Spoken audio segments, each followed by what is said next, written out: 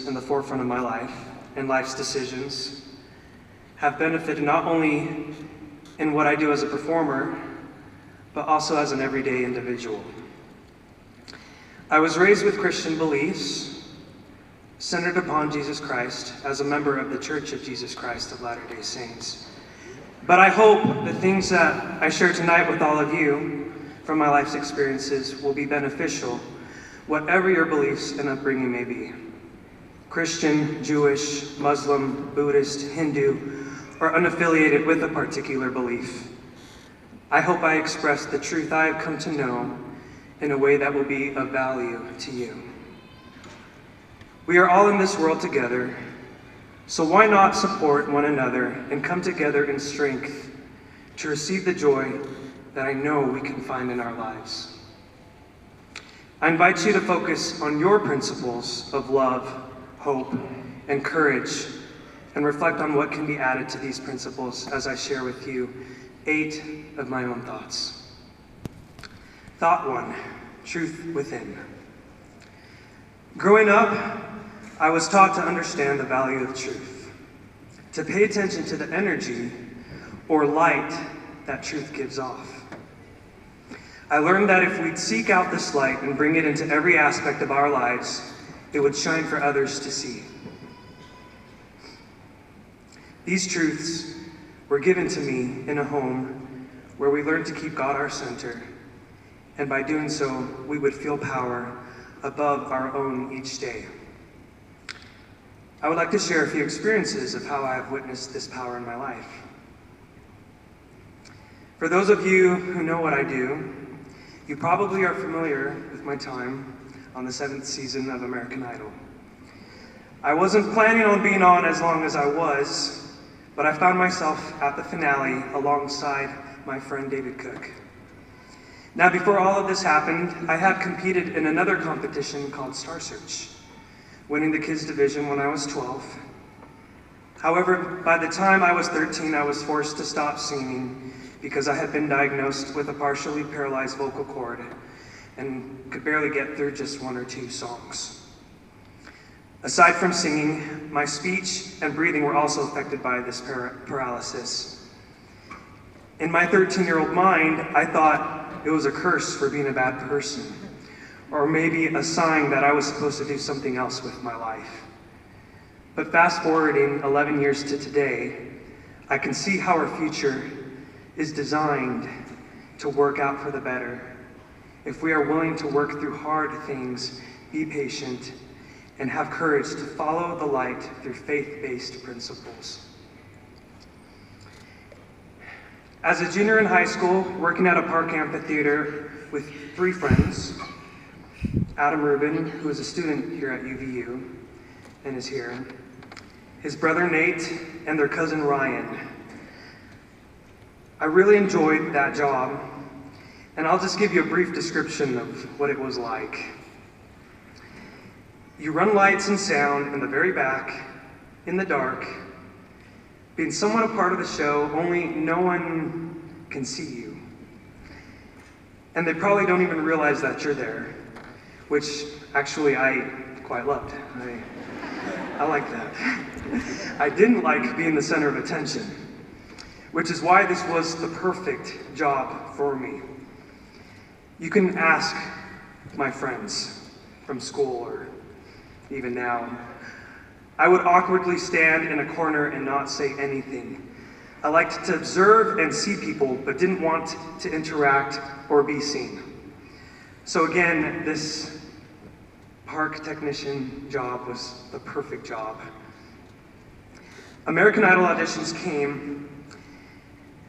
I had always been a fan of the show, and everyone wanted me to audition. But I was very hesitant about performing because I thought it was no longer an option. Thought 2, prayer. I felt an overwhelming energy driving me to audition, as if it were guiding me to an invisible door of my future. At first, I tried to ignore it because I didn't want to leave my comfort zone. But that energy was something I recognized from throughout my life as that light that guides us to things beyond our capacity of understanding. I believe we all feel sparks of inspiration and illumination, and that's probably where the inner instinct of a higher power comes from. Our souls are connecting with something bigger and greater than us.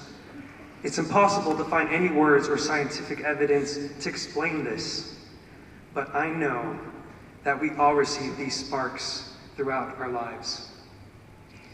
Now, I tried for a long time to dodge this feeling, but it wouldn't go away. And I'm not going to lie, I was afraid of it because I felt it was asking too much of a little person like me. I didn't know why I needed to audition and leave a safe place. So after a while, I decided to take it to God.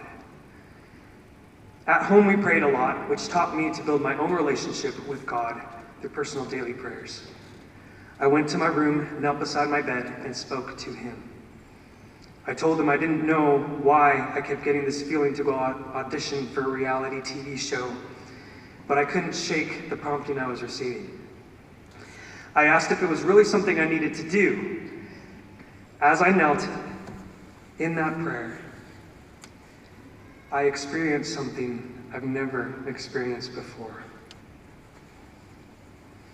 It was as if this giant wave came and wiped every fear, every concern, and every feeling of inadequacy right out of existence. That moment, I'd come to know that this great and supreme being, who I spoke to in prayer each day, knew me.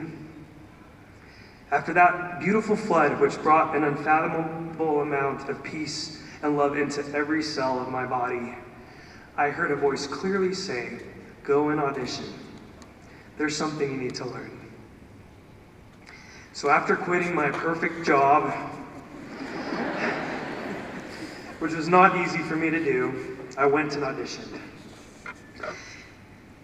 And I made it through. But at first, I was told I didn't make it, though,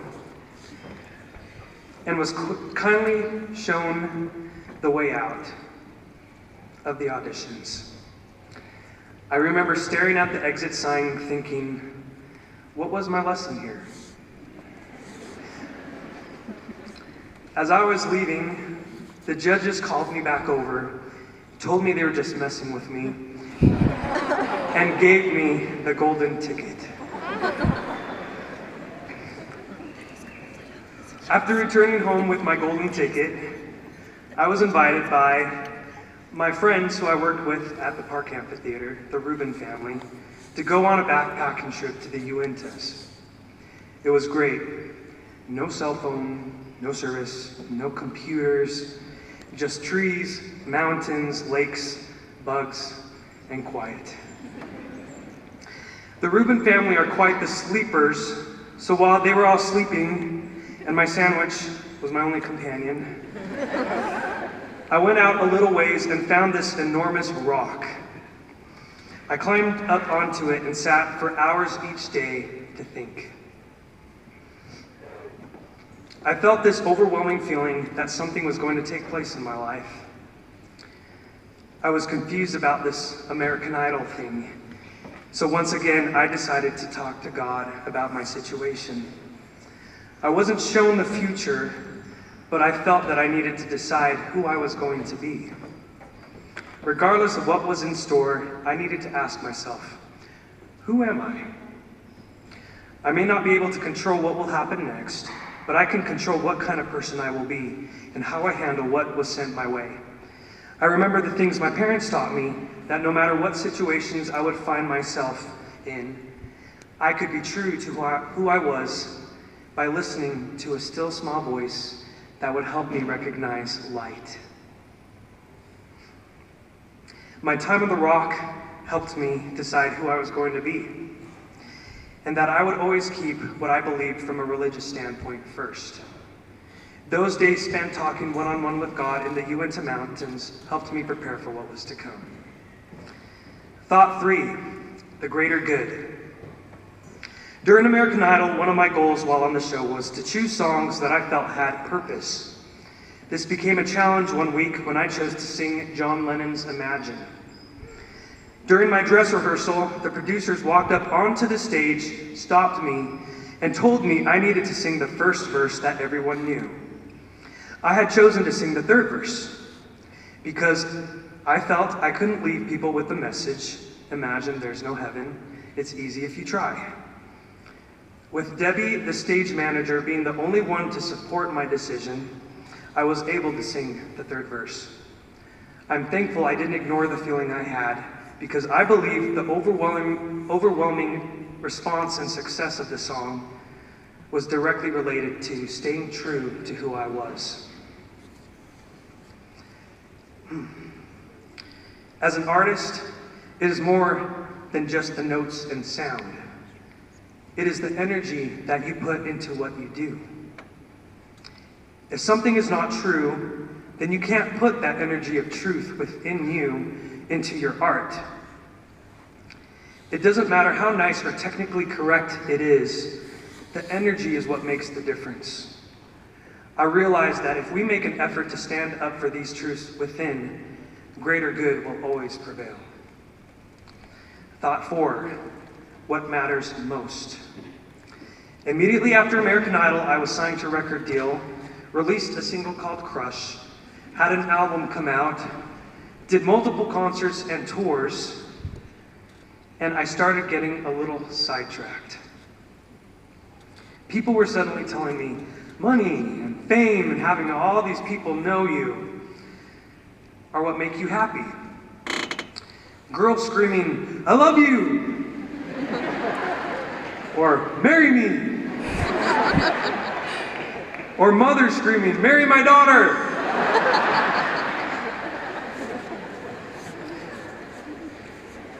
For a while, I thought maybe they're right. These record label and music industry people are older than me, have been at it longer, and were telling me I needed this to be successful and happy. It didn't occur to me that just because people are nice doesn't mean what they say is true. As a performer, when I would speak up and say I didn't feel comfortable with certain songs or scenes in videos, they would tell me, but this is what's popular. You want your music to be heard, don't you? If you want to make a difference in the world, people have to hear your music. And this is what's in. Where I was known for songs like Imagine and When You Believe, they were now telling me, and I quote, we see you more as a white Chris Brown.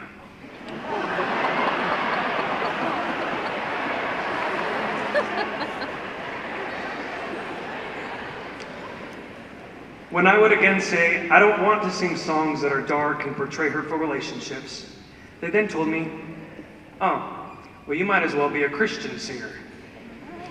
Now, I do love Christian music, but I wanted to show that no matter where you are, you can have the freedom to stand up for truth.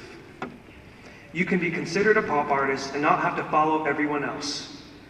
Other examples of people who were able to stand up and be true to who they were people I admired like Owl City, Dolly Parton, Phil Collins, Five for Fighting, Lindsey Sterling, and many more.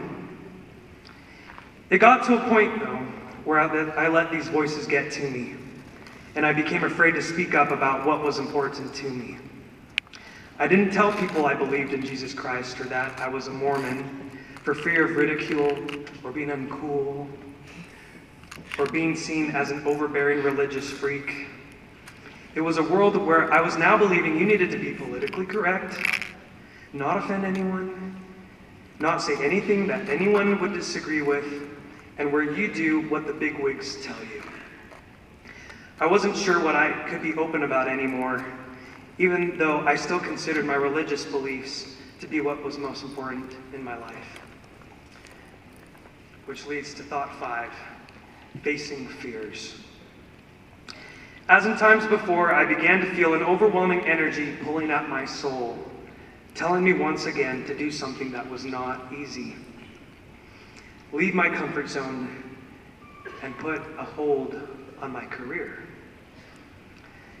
and life to serve a mission. I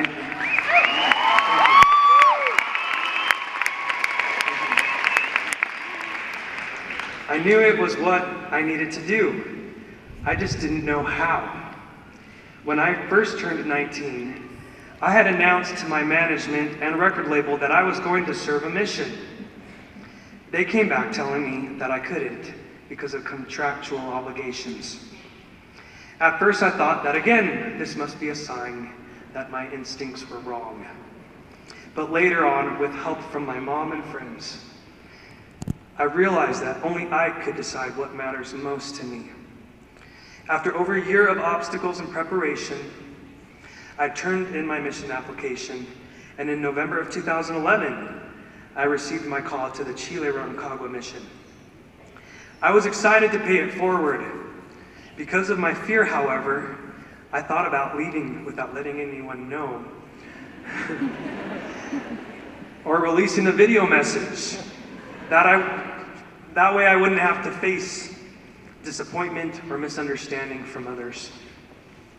While doing a Christmas tour, my road manager, Carrie, who is also here today, told me, "I think you owe it to your fans to tell them face to face. And not just face to face, but at one of your shows." I knew she was right. I needed to face my fear, knowing what could follow. I announced that I would be leaving in front of my hometown of Salt Lake.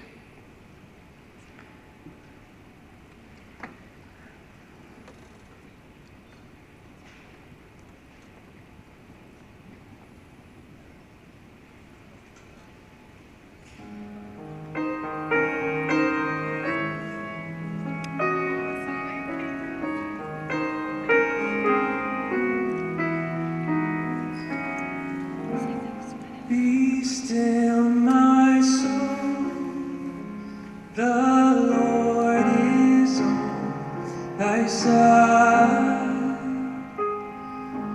With patience bear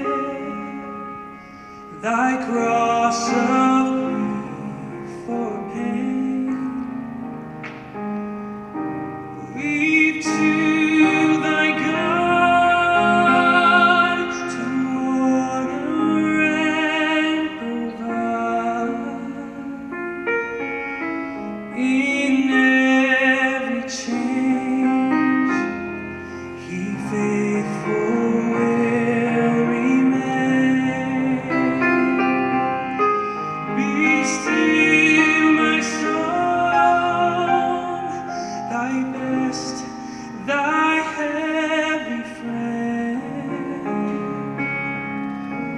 through thorny ways leads to a joyful end.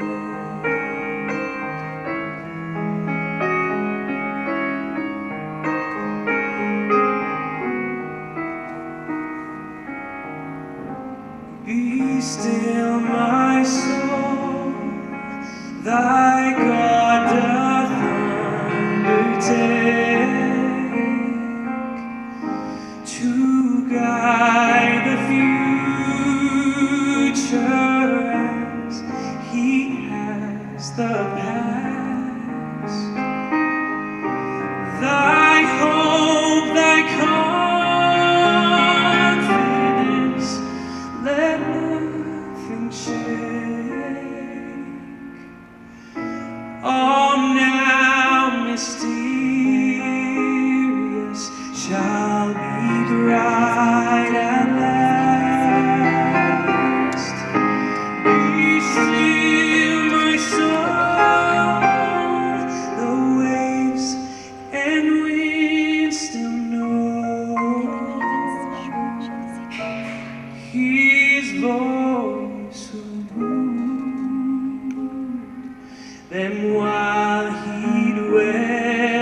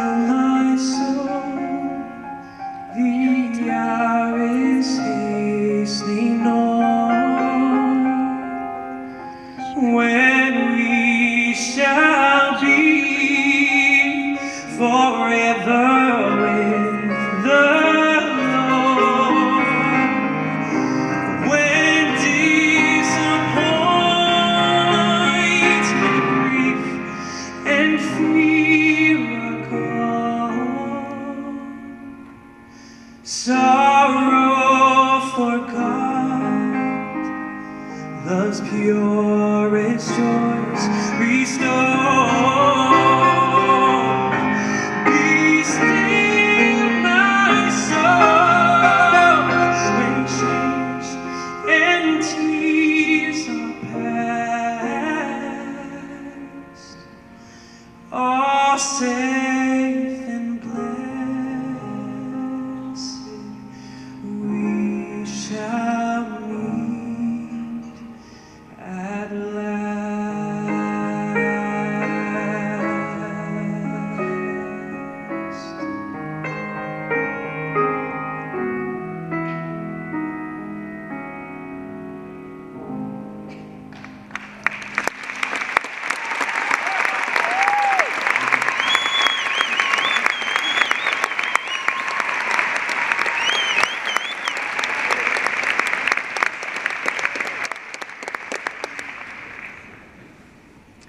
Thank you. I want to thank the musicians, very talented musicians accompanying me tonight.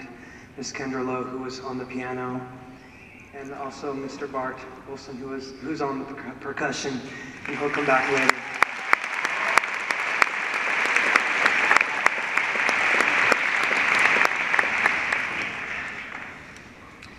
Thought 6. My mission and the power of religious freedom. I loved my mission, and while I could go on and on about it, I will share a brief story. One of the people I grew to know and love was a single mother named Blanca. Every time I think of her, I just get, ooh, teary-eyed. It's what the mission does to you. Blanca was originally from Cuba. She grew up Catholic, but during her time in Cuba, they were not allowed to practice religion, or else they would be arrested.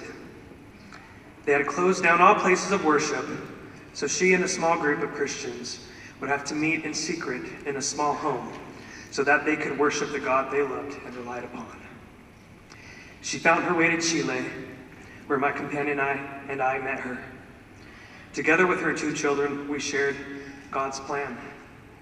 And I will never forget when she said, quote, "I can't explain what I'm feeling right now. I just know that it's true." Blanca taught me the importance of religious freedom.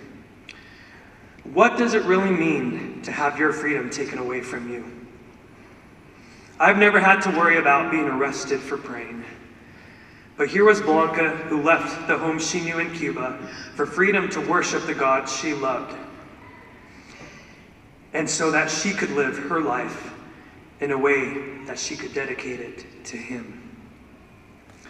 Something that I somewhat had taken for granted.